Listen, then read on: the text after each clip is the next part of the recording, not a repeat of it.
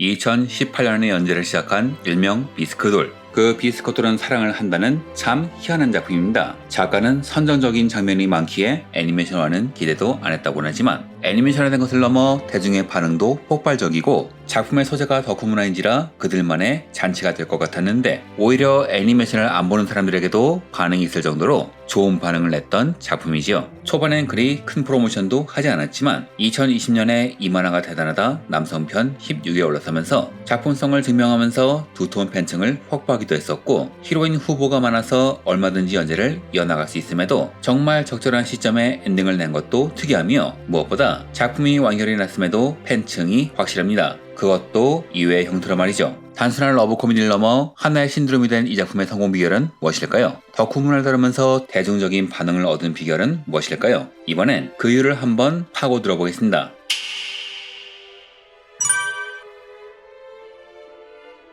비스커돌의 주인공은 둘이죠. 여주인공인 키타가와 마린, 남주인공인 고조 와카나. 이 작품은 전혀 다른 세계에 사는 두 고등학생이 코스프레라는 공통의 목표를 통해 서로를 이해하고 가까워지는 설렘 가득한 러브 코미디입니다. 어느 날 방과 후 희나인형 장인을 꿈꾸는 와카나는 집에 재봉틀이 고장나는 바람에 인형 의상을 만들기 위해서 학교 실습실의 재봉틀을 사용하고 있었죠. 아무도 오지 않을 거라 생각한 실습실. 하지만 코스프레 의상을 위해서 교내 제일의 인싸 키타가와 마린이 들어오고 와카나는 이에 비난받을 거라 생각합니다. 왜냐? 소시적에 그런 취미를 갖고 있다고 비난받았거든요. 하지만 마린은 그의 작품을 존중하는 것은 물론 그녀가 만들었던 코스프레 의상에 대한 의견을 묻는데요. 이에 장인 정신이 발동하는 와카나는 의상의 완성도를 비판하고 마린은 그에게 코스프레 의상을 부탁합니다. 이렇듯 이 작품은 자신만의 세계가 강한 두 남녀의 이야기이기도 한데 보통 이런 작품은 그 분야에 익숙한 팬만 끌어들이지만 이 작품은 팬층이 상당히 넓은 편입니다. 그 이유는 이 작품이 분야가 아닌 사람에 대해서 이야기하기 때문이죠. 만화나 애니메이션에 나오는 덕후는 거의 스테레오타입입니다. 자기가 좋아하는 작품을 비판하면 분노하거나 분위기를 못 읽는 행동을 해서 판을 깨며 남과 소통하기는커녕 모든 이야기를 자기가 좋아하는 작품으로 끌고 가려고 하지요. 이건 현실의 모습을 일부 반영한 것이긴 하지만 일부가 전부는 아니죠. 당연히 현실엔 이렇지 않은 덕후도 있으므로 이는 편견 어린 시선이라 할 수 있겠지만 캐릭터를 이해시키기 위해선 스테레오타입이 편하니 이런 덕후들만 나오면서 덕후의 이미지를 고정시키는 겁니다. 하지만 이 작품은 그들의 성향보다는 사람이 사람을 대하는 태도에 집중합니다. 솔직하게 표현할 것,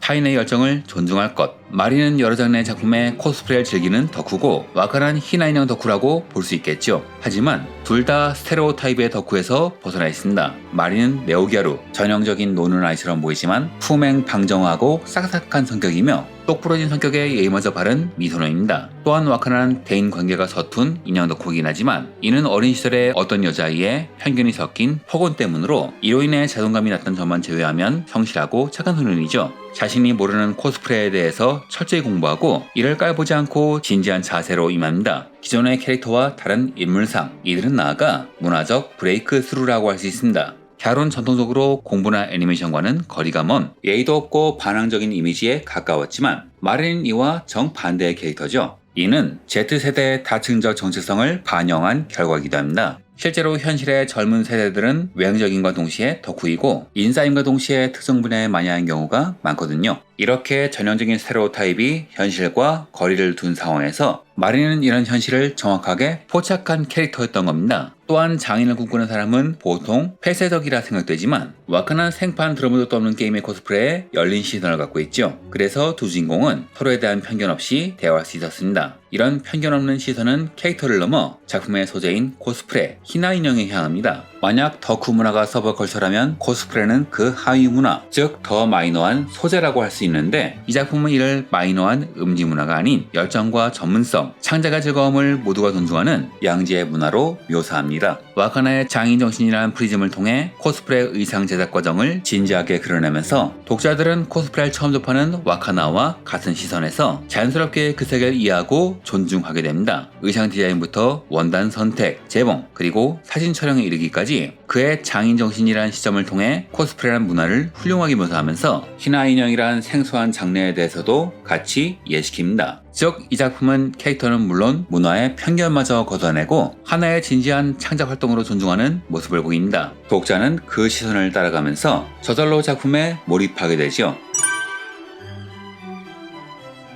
이 작품의 핵심적인 매력은 너의 다름을 비웃지 않고 존중하는 시선에 있습니다.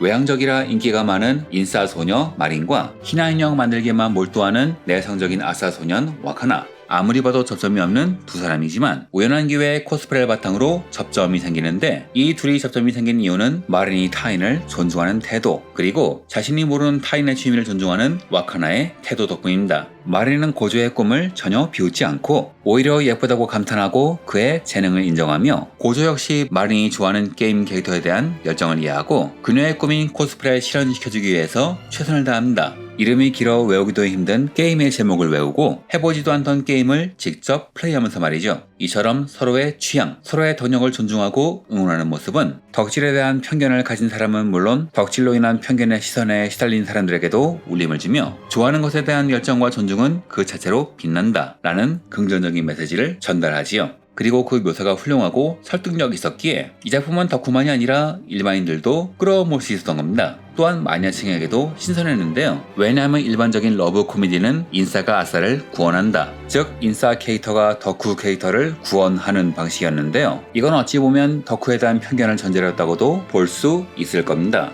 하지만 비스크돌은 서로의 개성을 존중하고 서로 돕는 상호 존중의 서사를 보여준 것이죠.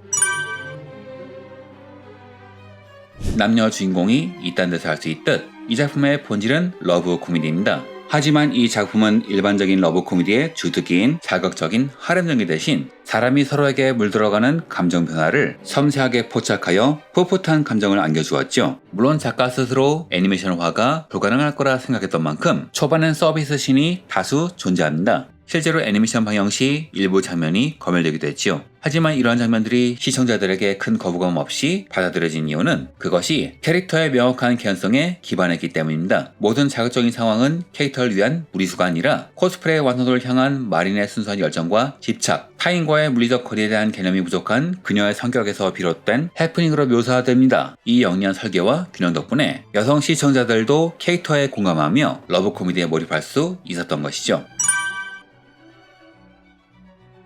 원작이 안 좋으면 애니메이션도 소용없지만 좋은 원작을 최고 작품으로 완성하는 것은 결국 애니메이션의 힘입니다. 클로버웍스가 제작한 애니메이션은 원작의 매력을 200% 끌어올린 원작 확장의 사례로 평가받습니다. 생동감 넘치는 표정 변화, 의상의 질감까지 느껴지는 정교한 디테일, 성우들의 완벽한 연기, 그리고 빛과 색감을 활용한 감각적인 연출은 매 순간 시청자들의 눈길을 사로잡았습니다. 수많은 움짤과 캡처를 낳으며 SNS에서 밈으로 확산되었고, 이는 자연스러운 바이럴 효과로 이어졌습니다. 고품질 애니메이션, 팬덤의 자발적인 확산, 신규 팬 유입이라는 이상적인 선순환 구조를 그대로 딴 것이죠. 또한 사회적 흐름과의 시너지도 있었는데, 당시 일본에선 SNS, 유튜브를 통해 코스프레 문화의 일반인들도 유입되고 있었고, 그 문화를 잘 다룬 작품이 나오는 덕에 이 사람들까지 끌어들일 수 있었습니다. 덕분에 애니메이션은 상업적으로 대성공하였고, 만화가 역으로 영향을 받아 품절되는 사태도 발생했죠. 또한 일본에선 네오 갸루라고 해서 갸루 열풍이 다시 불기 시작했는데, 이 마린 신드롬이 네오 갸루 열풍을 주도했다는 분석이 나올 정도로 이 작품은 화제의 중심에 서기도 했었죠.